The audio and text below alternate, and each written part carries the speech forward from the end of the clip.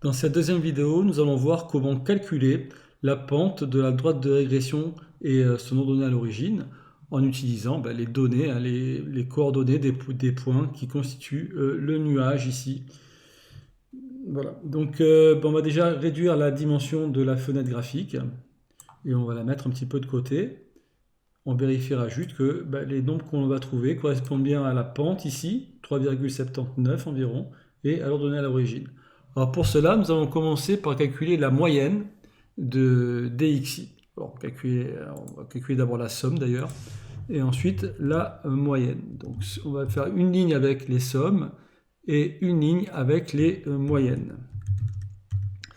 Alors moyenne la somme dxi, c'est pas compliqué, on sélectionne la case en dessous, donc la colonne des xi, on va écrire égal, parce qu'on va écrire une formule, égale somme, SOM, on commence à rentrer le mot somme, et on peut appuyer sur entrée pour directement sélectionner la proposition de fonction qui nous est donnée dans la liste ici. La première proposition qui est entre crochets, c'est somme, donc si je fais entrer, il va me proposer cette fonction, et les arguments qu'il va falloir rentrer, eh bien on va les sélectionner, donc les valeurs de x pour lesquelles on va calculer la somme, on va les sélectionner avec la souris, en cliquant sur la première valeur, clic gauche, en restant appuyé sur le clic gauche et en sélectionnant toutes les valeurs de B3, donc colonne B, et de la ligne 3 à la ligne 12. On fait entrer, et voilà la somme des xi. Alors pour calculer, on peut faire pareil, égal, pour calculer la moyenne, et MOY, on voit que la première fonction qu'il nous propose est celle que l'on cherche, on n'est pas obligé de continuer à écrire, on pourrait, mais là on peut directement faire entrer, et aller sélectionner encore une fois les valeurs xi et on obtient cette fois la moyenne qui est la somme divisée par 10 puisque nous avons 10 individus, 10 valeurs pour x. Donc la moyenne, c'est la somme divisée par le nombre. D'ailleurs, on peut l'écrire. Si je vais dans OpenBoard ici, alors je vais enlever ce truc-là, voilà. Si on veut calculer une moyenne des xi, la formule c'est x bar. C'est la somme des xi. On va écrire avec une minuscule, ce sera mieux. On va écrire plutôt un x minuscule pour ne pas confondre avec après les variables centrées. Voilà, on peut rester sur du rouge. Donc la moyenne des x, c'est la somme des xi divisée par le nombre. Donc somme de i égale 1 à grand N. Voilà, on a fait des petits exercices pour manipuler le symbole somme ici. Voilà, une moyenne, c'est la somme des valeurs divisée par grand N. Si vous avez deux notes, vous voulez faire la moyenne, vous calculez la somme de vos deux notes, vous divisez par 2, vous avez la moyenne x bar. Alors, on peut aussi l'écrire sous cette forme-là, 1 sur grand N, somme de i égale 1 à grand N des xi. Donc la somme des xi divisée par grand N, ou alors on peut mettre le 1 sur n devant. Voilà. Ce qui est intéressant quand on met le 1 sur n devant ici, c'est que ce symbole-là, cette opération-là, c'est en fait un calcul de moyenne. Alors c'est important de l'identifier puisqu'on va calculer beaucoup de moyennes en fait qui ont un sens statistique. La variance, on verra que c'est une moyenne en fait aussi. Voilà, je reviens sur le tableur. Voilà, je vais encore une fois mettre un petit... Voilà. Alors on va calculer la moyenne des y aussi, la somme des yi. Et la moyenne. Alors la somme, on n'a pas vraiment besoin, donc je vais directement calculer la moyenne. Vous avez vu comment ça marche. Voilà. Voilà. Ici j'ai x bar et ici j'ai y bar. Alors maintenant, on va calculer les variables centrées. Alors là, c'est des grands xi. Alors la variable centrée, c'est quoi? Eh bien, c'est la valeur... Alors à quoi est égale la première variable centrée? Égale, c'est égal au premier xi, x1, x2, x3 jusqu'à x10. Donc c'est égal à x1, le x qui est sur la troisième ligne.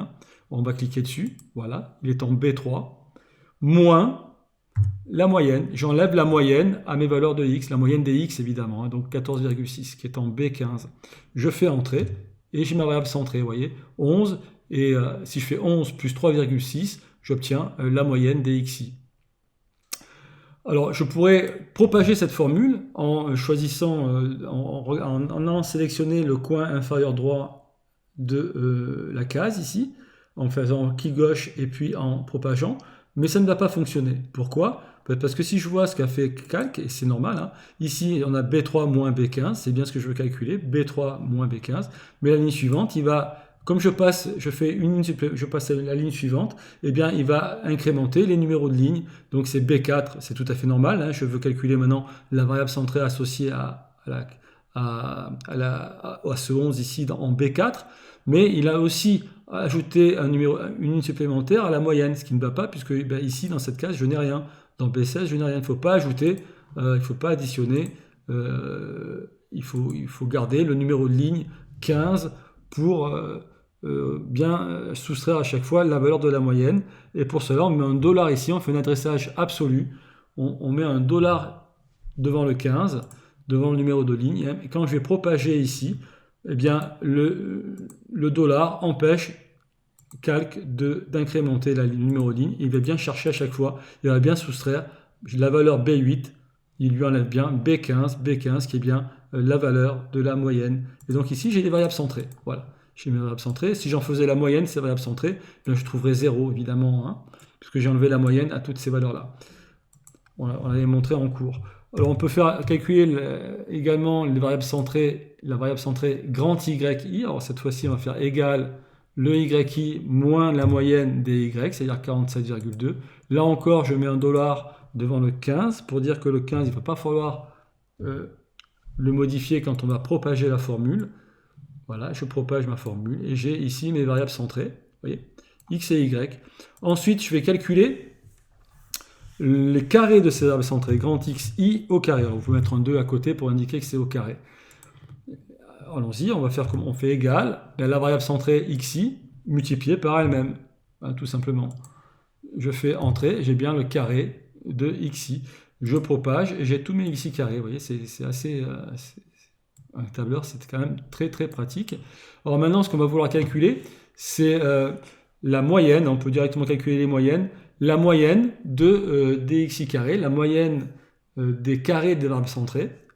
Et alors, cette moyenne a une interprétation statistique importante, hein. C'est la variance des petits xi ici. Alors, je calcule la moyenne des xi carrés, vous voyez. Retenez bien, hein, la moyenne des xi carrés, donc la moyenne des valeurs entre f3 et f12, ben, c'est tout simplement la variance des xi. Je peux reprendre OpenBoard et écrire cette formule. La variance de la variable x, c'est 1 sur grand N, somme de i égale 1 à grand N. Donc c'est une moyenne, vous voyez. C'est une moyenne de quoi? Ben, des carrés des variables centrées. Donc la moyenne des carrés des écarts à la moyenne. Ici, xi moins x bar. Cette valeur ici, xi moins x bar, c'est tout simplement grand xi. C'est ce qu'on appelle une variable centrée. Elle est obtenue à partir des petits xi, donc des données qui me sont données, en leur enlevant leur moyenne. Ce qu'on a fait dans les colonnes qu'on a calculées, les premières colonnes que nous avons calculées. Donc ça, c'est la variance. Et pour avoir l'écart type, hein, l'écart type associé aux données en x, eh bien, il faut faire la racine carrée de la variance, tout simplement. Ce que l'on va faire tout de suite. On peut directement ici avoir une ligne supplémentaire où on va calculer les écarts types. Et donc l'écart type en x, eh bien, ça va être égal, je vais le mettre sous les x carrés, hein, c'est la racine carrée, racine de la variance des x. Voilà, 2,9. Alors cette donnée-là, hein, ça veut dire que la variance de mes données en x, c'est 2,9.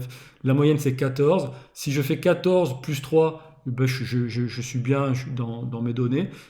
14 plus 2 fois l'écart type, bien, ça fait, donc j'ajoute 6, hein, 14 et 6, ça fait 20. Je commence à sortir un petit peu, vous voyez. Je commence à avoir beaucoup moins de valeurs de x qui sont dans cet intervalle.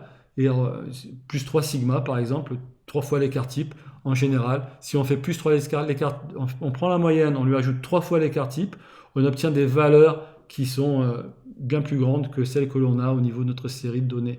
De même, si on fait la moyenne moins 3 fois, moins cette fois 3 fois l'écart type, on obtient des valeurs ici, on obtient donc ça ferait quoi? 3 fois 3, 9, 14, disons 15, 15 moins 9, ça va faire 6. Vous voyez, je n'ai pas de données avec un x égale à 6.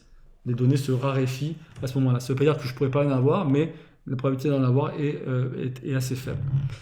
Voilà, donc ça c'est variance en x et écart type en x. Et bien on va faire la même chose pour les y. On va calculer la variance des y et l'écart type des y. Pour ça, on commence par calculer les carrés des variables centrées, de la variable centrée y cette fois. Donc on fait y fois y, on fait entrer, on propage. Donc là, pas besoin de dollar, puisqu'on va à chaque fois chercher les données qui sont sur la ligne qui a changé, qui est incrémentée à chaque fois. On calcule la variance, donc on fait tout simplement la moyenne des carrés des variables centrées en y. Donc là, on calcule ce qu'on appelle la variance. On en prend la racine carrée et on obtient ce qu'on appelle l'écart type en y, qui vaut ici 11,27. Donc si je fais 2 fois 11,7, ça fait à peu près 22. 22, la moyenne, c'est 42. 42 plus 22, ça fait 69. Vous voyez, j'ai peu de données. Là, c'est plus difficile à voir parce que les données en y ne sont pas ordonnées comme elles étaient en x, mais des valeurs plus grandes que 69, il n'y en a pas beaucoup, vous voyez. 2 fois l'écart type, on sort un petit peu de notre plage de données. Très bien. Alors, ce qui nous manque pour calculer la pente, rappelez-vous, ce que je veux calculer, c'est la pente de l'ordre de régression. Il nous manque la covariance. Alors, pour calculer la covariance, il faut d'abord calculer les produits des variables centrées. Donc, on va calculer grand xi fois grand yi. Le produit des variables centrées, allons-y, égale xi fois yi. Je fais entrer. Je vais propager cette valeur-là sur l'ensemble de mes données. Voilà, et j'ai ici les produits des variables centrées pour chacun de mes individus. Eh bien, je vais calculer la moyenne, égale moyenne des xi, yi. Et là, je vais obtenir ce qu'on appelle la covariance xi, y. Alors, pour calculer la pente, j'y suis, ça y est, je peux pouvoir calculer la pente de la droite de régression, dr. Elle va être égale à quoi, cette pente? Elle va être égale à la covariance, donc la moyenne des xi, yi, divisée par la variance en x, donc la somme des xi carrés. Enfin, la moyenne des xi carrés. Voilà. Et j'obtiens 3,789, c'est bien ce que je dois obtenir. Vous voyez, je retrouve bien la pente de la droite de régression. Donc retenez la covariance divisée par la variance en x. Alors souvent, ce qu'on fait, c'est qu'on évite de calculer les moyennes, on calcule directement les sommes, puisque vous voyez que la moyenne, c'est la somme divisée par grand N. La variance en x, c'est la somme des xi carrés des variables centrées, c'est la somme des carrés des variables centrées divisée par grand N. De même, la covariance en x, y, eh bien, c'est 1 sur n, somme de i égale 1 à grand N. Donc c'est encore l'opérateur moyenne, c'est une moyenne. La moyenne des quoi? Du produit des variables centrées, donc xi moins x bar fois yi moins y bar. Alors ça, c'est en fait grand xi multiplié par grand yi. Grand xi, c'est xi moins x bar, et grand yi, c'est yi moins y bar. Donc on fait le produit des variables centrées. On en calcule la moyenne, on obtient la covariance. Et on dit que la pente, qu'on note petit a, c'est la covariance en x, y, divisé par la variance en x. On peut dire aussi, puisque en fait, si vous voulez, je peux multiplier par grand N en haut et en bas. Si je multiplie la variance de x par grand N, j'ai plus que la somme. Donc c'est la somme de i égale 1 à grand N des variables centrées en x. Et la covariance, si j'enlève le grand N, c'est tout simplement la somme de i égale 1 à grand N du produit des variables centrées, vous voyez. Grand xi fois grand yi. Donc j'aurais très bien pu concrètement calculer simplement ici la somme, ça revient au même avec quelqu'un, la somme des xi carrés, or la somme des carrés des variables centrées. J'aurais pu calculer ici la somme des produits des variables centrées. Je fais le quotient des deux valeurs, je vais le faire ici, égale donc la somme des xi, des variables centrées, la somme du produit des variables centrées divisé par la somme des carrés des variables centrées en x, et j'obtiens exactement la même chose, évidemment, comme je l'ai montré ici. La différence entre là et là, c'est qu'on a multiplié par grand N en haut et en bas au niveau de la fraction, ce qui ne change pas du tout la valeur de la pente. Alors pour trouver, maintenant, je cherche l'équation de ma droite de régression. Ma droite de régression, son équation est de la forme y égale à x plus b. Le petit a, on vient de le calculer. Comment fait-on pour trouver l'ordonnée à l'origine? Eh bien, on a une propriété qui dit que le point moyen x bar, y bar, il appartient à la droite de régression. Donc, il suffit, on va avoir y bar qui est égal à a fois x bar plus petit b. Y bar, je le connais. Y bar, c'est la moyenne des y, tout simplement. Le x bar, je le connais, c'est la moyenne des x. Eh bien, je connais petit a aussi. À partir de cette équation, je peux en déduire que petit b va être égal, je fais passer le ax bar de l'autre côté, ça va être égal à y bar moins ax bar. Donc c'est cette formule-là qu'on va utiliser pour calculer l'ordonnée à l'origine. Eh bien, allons-y. C'est la moyenne des y moins a fois la moyenne des x. L'ordonnée à l'origine, ordonnée à l'origine de la droite de régression. Eh bien, ça va être égal à la moyenne des y que je vais chercher ici, moins la pente que je viens de calculer, fois la moyenne en x. Je fais entrer et j'obtiens moins 8,121. Je pourrais même élargir mes colonnes. Voyez, je peux ici modifier la largeur de mes colonnes. En sélectionnant entre deux colonnes, quand je vois que ma souris est comme ça, je peux modifier la largeur des colonnes. Et j'obtiens donc bien l'équation d'ordre de régression. Alors, comment fait-on maintenant pour calculer le coefficient de régression? Coef de régression.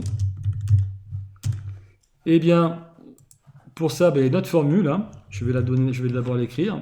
Le coefficient de régression grand R est égal à la covariance en x et y divisé par l'écart type en x fois l'écart type en y. Alors, ça va donner quoi ici? La covariance en xy, eh bien, je l'ai ici, c'est la moyenne de mes xi, yi. La variance en x, en y, je les ai calculées, donc il suffit de faire égal la moyenne des xi, yi, donc ça c'est la covariance xy, donc c'est pas la somme, je fais la moyenne pour avoir la covariance, je divise par le produit des écarts types, l'écart type en x fois l'écart type en y, je ferme la parenthèse, je fais entrer, et j'obtiens 0,9379. Je fais le carré, je calcule R carré, puisqu'ici je n'ai pas le coefficient de détermination. En fait, c'est dans le cas d'une droite de régression, eh bien c'est le carré du coefficient de corrélation. Coefficient de corrélation, qu'est-ce que j'ai écrit là? Coefficient... Bon, attendez, je fais échappe. Alors échappe, quand vous êtes un peu perdu, vous faites échappe comme moi, vous voyez. Je vais recliquer là-dessus et corriger coefficient de régression, c'est le coefficient de corrélation, excusez-moi. Le coefficient de corrélation qui est compris entre moins 1 et plus 1. Et plus il est proche en valeur absolue de 1, plus la droite de régression est proche du nuage de points. Donc, mon coefficient de régression est égal à 0,93, donc ce qui veut dire que ma droite est assez proche du nuage de points. Et si je veux calculer le coefficient de détermination, je prends ce coefficient de corrélation et je le multiplie par lui-même, je le mets au carré. Je fais entrer et j'obtiens bien, effectivement, et si j'élargis, on voit bien 0,879, j'ai bien ici mon coefficient de détermination. Mais je ne comprends pas pourquoi coefficient de corrélation, j'ai bien écrit COR, voilà, coefficient de corrélation. 0,79 et ici le coefficient de détermination. Voilà, ainsi s'achève cette deuxième vidéo qui nous a permis de montrer comment calculer la pente de l'ordre de régression ainsi que son ordonnée à l'origine et également comment calculer les variances et les écarts types ainsi que la covariance en XY. Voilà, je vous remercie de votre attention.